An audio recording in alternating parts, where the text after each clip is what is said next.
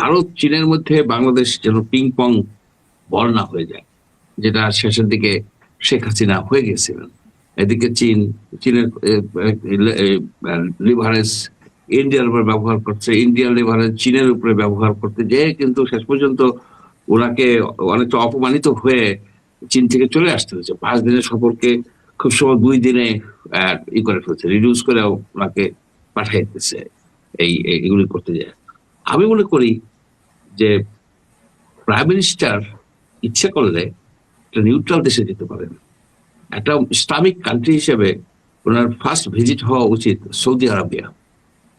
সেটা যদি কোনোভাবে সম্ভব না হয় তাহলে উনি মালয়েশিয়া যেতে পারেন, কারণ মালয়েশিয়াকে আমার মনে আছে অনেক আগে, এই 20 বছর আগে ওনার ইন্টারভিউতে আমাদের বর্তমান প্রাইম মিনিস্টার এই মালয়েশিয়াকে একটা মডেল রাষ্ট্র হিসাবে দেখতেন এবং বলতেন যদি সুযোগ পাই তাহলে বাংলাদেশকে মালয়েশিয়ার মতো করবো, খুব ভালোই। সেই মালয়েশিয়াই ওনার ট্যুরটা, ওনার ফার্স্ট ট্যুর তো এটা প্রাইম মিনিস্টার হওয়ার পরে করে শুরু করলে ভালো হয়। ইন্টারাপশন, উনি মালয়েশিয়া আগে যাচ্ছে। মালয়েশিয়া আগে গুড, আচ্ছা আচ্ছা, ইটস ভেরি গুড। চীনে যাবেন, যাক চীনে, মালয়েশিয়া হচ্ছে, কারণ যে কোনো একটা ট্র্যাডিশন থাকে। আপনি যেমন ধরুন লেবাননের যে প্রাইম মিনিস্টার হতো ফার্স্টেই যেত কিন্তু সিরিয়াতে যেত। আবার রাশিয়ার যে হইতো সেক্রেটারি জেনারেল হতো যখন সোভিয়েত ইউনিয়ন ছিল, তার যে secretary general means prime minister, তার ট্র্যাডিশনাল ফার্স্ট ভিজিট ছিল কিন্তু ইন্ডিয়া অলওয়েজ। এটা তো সব দেশেরই একটা থাকে, সাধারণত বেস্ট ফ্রেন্ড কিংবা আপনার ইনফ্লুয়েন্সিয়াল কান্ট্রিতেই যায়। তো এইখানে যদি মালয়েশিয়া যাচ্ছেন, it's a very good decision, then he is going to China, that's fine. কিন্তু আমরা আমাদের ফরেন পলিসিতে আমরা কোনো অবস্থাতেই চীন আর ভারতের মধ্যে পিং পং খেলার বল হতে চাই না, এটা হওয়া ঠিক হবে না। এবং চীন গেলেই যে তারা আমাদেরকে লুইফে নেবে এটার কোনো কারণ নাই। প্রথমত যে এই গত টার্মে যখন বিএনপি পাওয়ারে ছিল সে সময় কিন্তু এরা তাইওয়ানকে এইখানে এমবেসি, প্র্যাকটিক্যালি এমবেসি, যদিও ট্রেড মিশন বলা হয়, তো প্র্যাকটিক্যালি এমবেসি করতে দিছিলেন। এইটা দেওয়ার পরে চায়নার সাথে তাদের সম্পর্ক কিন্তু ছিন্ন হয়ে যায় এবং চাইনিজদের স্মৃতিশক্তি কিন্তু খুব কঠিন। একবার যদি তারা একটা ডিসিশন নেয় সহজে সেটার থেকে কিন্তু তারা সরে আসে না। সুতরাং চীনে গেলেই যে সম্পর্কটা উষ্ণ হবে এবং অনেক আমরা সাহায্য পাবো কিংবা ডেভেলপমেন্ট ফান্ড পাবো কিংবা এমনকি মিলিটারি ফান্ড মিলিটারি পাবো, এটা কিন্তু শিওর না, এটা কিন্তু নিশ্চিত না। আর একটা বিষয় হচ্ছে আমরা যে বাণিজ্য চুক্তি করছি সেই বাণিজ্য চুক্তি কিন্তু এমন একটা পর্যায়ে গেছে যেটা সামরিক চুক্তির কাছাকাছি তো চলে গেছে। আপনার সেই অস্ত্র কিনতে গেলে তাদের পারমিশন লাগবে, স্ট্র্যাটেজিক ইকোনমিক স্ট্র্যাটেজিক ডিসিশন নিতে গেলে আপনার বাধা আসতেছে এই আমেরিকার থেকে, বিভিন্ন রকমের জালে আটকাই ফেলছে। সেই রকম একটা আমেরিকার জালে বন্দি একটা প্রাণীকে চায়না কতটা গ্রহণ করবে, কতটা হাত বাড়াই দিবে, বুক পেতে দিবে, এটা আমার কাছে আছে। সুতরাং এখানে যে ফরেন, তারপরে আরেকটা বিষয় আছে যে আমাদের যে ফরেন মিনিস্টার, উনি তো বেসিক্যালি ওনার এতদিন পর্যন্ত তো উনি কোনো ফরেন মিনিস্ট্রির কাজ করছে কিনা আমার সন্দেহ।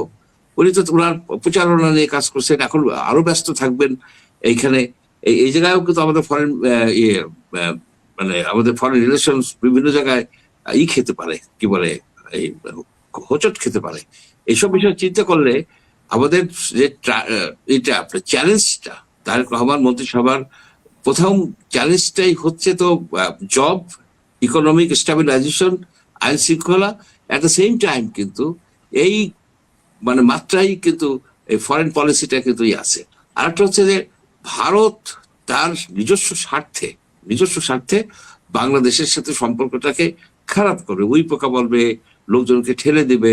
যেমন এটা রেজাল্ট কি হয়েছে, এটা রেজাল্ট হচ্ছে আজকে শুভেন্দু অধিকারী যে এইখানে তাদের ওইখানে মুখ্যমন্ত্রী হচ্ছে, মুখ্যমন্ত্রী হওয়ার পেছনে তার যে বাংলাদেশ বিরোধী, মুসলমান বিরোধী কথাগুলি খুব কাজে লাগছে।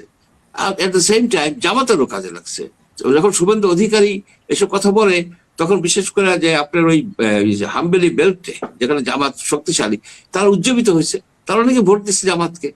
এখন আপনি দেখেন যে লোকসভা নির্বাচন যখন হবে, এই লোকসভা নির্বাচন যে সময় হবে, সেই সময় আমি ধারণা করি বাংলাদেশের উপর একটা মারাত্মক হতে পারে, মানে মারাত্মক ধরনের হতে পারে, কি বলবো, আঘাত। আমি বলবো না যে আক্রমণ, আঘাত আসতে পারে, ডিপ্লোম্যাটিক হতে পারে, এমনকি যে মিলিটারি অ্যাটাকও, স্কিমিশেস, যুদ্ধ না বলে আমি স্কিমিশেস বলতে পারি, এই ধরনের বিষয় হতে পারে। এবং এরা যে ভারতীয় মুসলমানদেরকে, বাংলাভাষী ভারতীয় মুসলমানদেরকে সম্পূর্ণভাবে পারলে তারা বাংলাদেশের মধ্যে ঢুকিয়ে দেবে, অর্থাৎ বাংলাদেশ হবে এই সাউথ এশিয়ার গাজা স্ট্রিপ।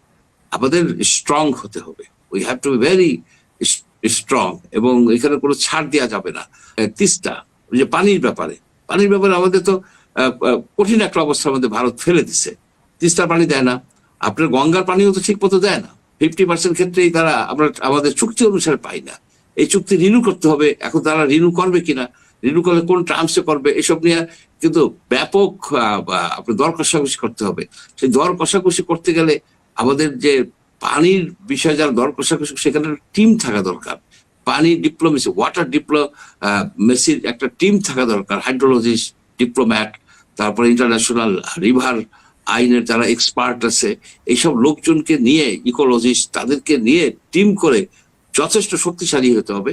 আর একটা বিষয় হচ্ছে যে আমি যে চ্যালেঞ্জগুলি সামনে বলতে, ফরেন পলিসির চ্যালেঞ্জ, আর একটা হচ্ছে যে ইন্টারন্যাশনাল এই যে রিভারের যে কনভেনশন, ইউএন কনভেনশন 1997-এর, সেটাকে ইমিডিয়েটলি আমাদের সাইন করা উচিত, আমাদের সেটাকে র্যাটিফাই করা দরকার। এটা আমরা কিন্তু করতেছি না, কেন আই ডোন্ট নো।